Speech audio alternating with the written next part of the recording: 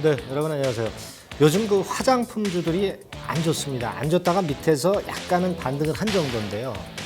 여기에다가 이제 중국이 한국에서 수입하는 화장품에 대한 규제가 작년 6월부터 사실 나오긴 했습니다만은 최근 들어서 뭐 사드 건 때문에 또 더 조금씩 나오는 거 아니냐, 뭐 이런 얘기들이 나오고 있고요.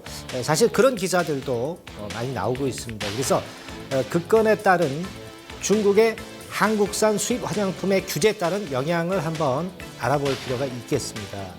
네, 자, 인트로 기사 먼저 보도록 하겠습니다. 자, 그래서 이게 어제 나온 기사죠. 네, 아모레가 뭐 장중에 잠깐 더 밑으로 내려갔었죠. 그랬다 아래 꼬리를 줬죠. 네, 37만 원이 붕괴되기도 했었던 그런 모습입니다.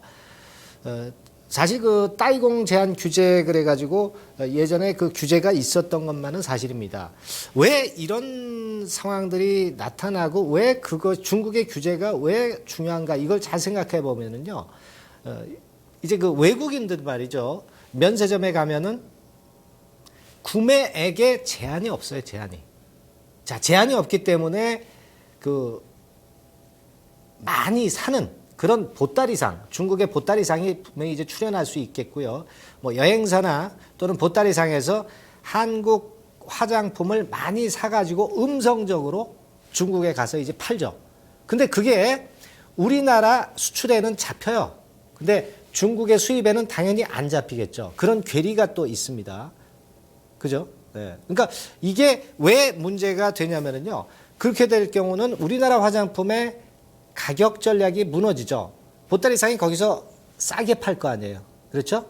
그게 무너지고 우리나라 화장품의 브랜드 가치가 떨어진다는 얘기예요. 그렇게 생각을 해볼 필요가 있습니다. 그리고 요즘처럼 이제 중국의 규제가 자꾸 나타나게 되면은 어떻겠어요? 그러면은 그것에 따라서 음성적인 유통이 결국 단속이 들어가게 되고 그럴 경우는 우리나라 수출이 타격을 받죠. 우리나라 수출은 보따리상 매출까지 수출에 포함이 된다고 그랬잖아요. 그렇죠? 그래서 화장품주들의 실적이 뚝 떨어질 수도 있기 때문에 그 점이 역시 키포인트라고 봐야 됩니다. 자, 화장품의 유통 가격은 이렇게 돼 있죠. 아까 말씀드린 그 보따리상이 맨 밑으로 저 정도에서 아주 싸게 인수를 하고 거기다가 뭐 리베이트 여행사 20% 받고 그래서 국내 면세점에서 파는 가격은 저 위쪽이에요. 그리고 세금을 포함해서 소비자 가격은 저 위쪽이 되는 거죠. 그렇죠? 그 가격이 훨씬 다운돼서 할인돼서 이제 판매되는 그런 약점이 좀 있다는 거. 이런 모습입니다. 그래서 아모레 퍼시픽 있죠? 네, 면세점 비중이 LG 생활건강하고 최근에 굉장히 높아졌기 때문에 중국이 규제를 한다면 그것에 따른 영향이 커질 수가 있다는 부분입니다. 자, 보세요. 아모레 퍼시픽 같은 경우는 매출 및 영업이익 내 면세점 비중이요. 작년에 한 39%였죠. 올해는 42% 전망입니다. 자, 그 다음에 LG 생활건강 한번 볼까요? 작년에 28%에서 지금 올해 한 35%가 예상이 돼요. 그러니까 이렇게 면세점 매출 비중이 전체 매출에서 차지하는 비중이 높기 때문에 만약 중국이 규제를 한다면은 그에 따른 예상 컨센서스가 뚝 떨어질 수도 있다는 불안감이 있을 수 있다는 얘기죠. 자, 그 부분을 생각해 볼 필요가 있습니다. 그리고 자, KBS 취재 파일 K에서 나왔던 건을 좀 잠깐 보시면은요. 그 얘기예요. 제가 지금 드린 그 건에 대한 얘기가 취재 파일 K에서 결국 나왔었던 그런 부분입니다. 네. 자, 그래서 그 건에 대한 어려운 건에 대한 얘기가 여기 다 나와 있는 그런 부분이고요. 여하튼 외국인은 제한 없이 구매를 화장품을 이제 할 수 있기 때문에 그리고 또 한 가지는 뭐냐면은요. 면세점 내에서 제품을 수령할 수가 있어요. 우리가 보통 면세품 같은 경우는 뭐 담배 이런 거 제외하고는 나중에 찾지 않습니까? 담배도 나중에 찾죠. 그죠? 예. 그러니까 그 차이입니다. 그러니까 현지에서 수령을 할 수 있기 때문에 현지에서 수령을 못하고 나중에 찾을 수 있게 한다면은 그 부작용이 조금은 감퇴될 수는 있는 그런 측면들이 있을 수 있는 그런 부분입니다. 네. 근데 이제 중요한 거는요. 중국인들은 많이 들어오지 않고 감소를 했는데 매출액이 늘어나는 경우가 있고요. 중국인들이 덜 들어왔는데 매출액은 크게 늘어나는 경우가 있어요. 이거는 뭐예요? 보따리상 때문에 그렇다는 얘기죠. 참고적으로 그래서 보시면 입국자 수 같은 경우는 어때요? 여기가 그 입국자 수가 성장률이 회색이죠, 회색. 약간 늘었는데 면세점 매출 성장률은 크게 늘었어요. 사실 3분기가 더 성숙입니다. 근데 4분기에 3분기보다 더 성장률이 높다는 것은 사실 말이 안 되는 얘기거든요. 이것은 바로 뭐예요? 보따리상. 예, 보따리상권이 개입이 되어 있다는 측면들을 나타내주는 그런 부분입니다. 예. 자, 아모레 같은 경우 한번 볼까요? 아모레 같은 경우도 역시 크게 늘었죠? 입국자 수에 대비해서. 다음에 LG생활건강 볼까요? LG생활건강도 마찬가지예요. 그죠? 3분기보다 4분기에 더 팔리질 않습니다. 화장품이 약간 비수기예요. 근데도 불구하고 면세점의 매출이 크게 급증했다는 것은 그런 보따리상의 문제가 있지 않나 이렇게 보여집니다. 자, 그리고 가만히 생각해 보세요. 아까 말씀드렸지만은 중국에서 수입하는 액하고 화장품 수입 액하고 한국에서 수출하는 액하고 같아야 될 거 아닙니까? 그죠? 근데 한국에서 수출하는 액수가 항상 커요. 다음 화면에서 보면, 그죠? 항상 컸습니다. 파란 선하고 빨간 선하고 차이가 항상 컸었죠.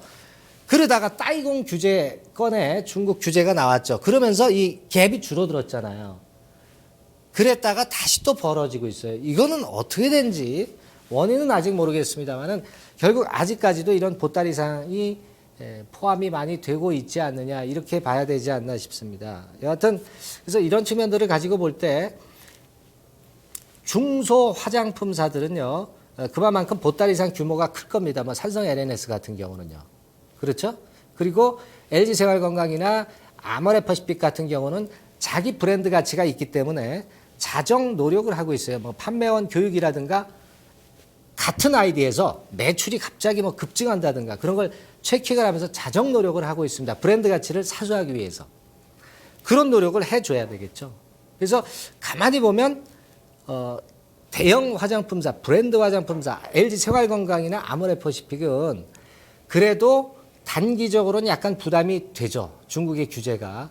그러나 중장기적으로는 결국은 브랜드 가치가 일정하게 괜찮지 않겠나. 그런 생각을 합니다. 하지만 중소형 화장사들은 좀 타격이 있을 겁니다.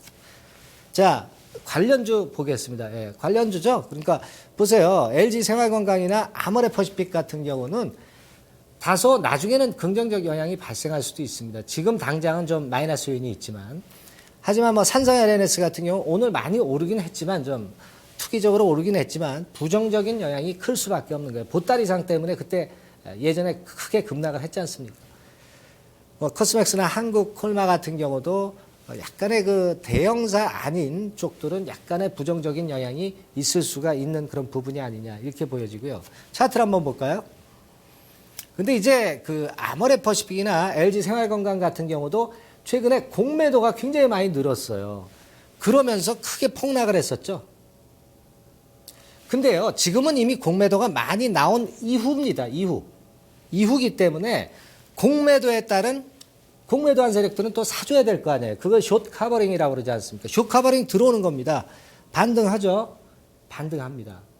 아주 크게 탄력은 없겠지만 제가 볼 때는 되게 LG생활건강 같은 경우가 금년도 이익 대비해서 퍼가 한 25배 정도가 저점이라고 봐요. 여기죠? 여기. 아모레퍼시픽 같은 경우는 한 30배 근처가 저희가 저점입니다. 크게 반등이 계속되지는 않겠지만은 그러나 일단 저점은 좀 찍었다라고 대형 화장품사는 좀 보시는 게 좋겠고요. 다음 화면입니다. 이런 쪽들은 아직 장담할 수는 없죠. 중소기업들은 단기적인 수급 구조에 의해서 주가가 들락날락하는 그런 패턴을 보일 가능성이 좀 높지 않겠나 그렇게 보입니다. 그런 점 참고하셔서 투자하셨으면 합니다. 네, 감사합니다.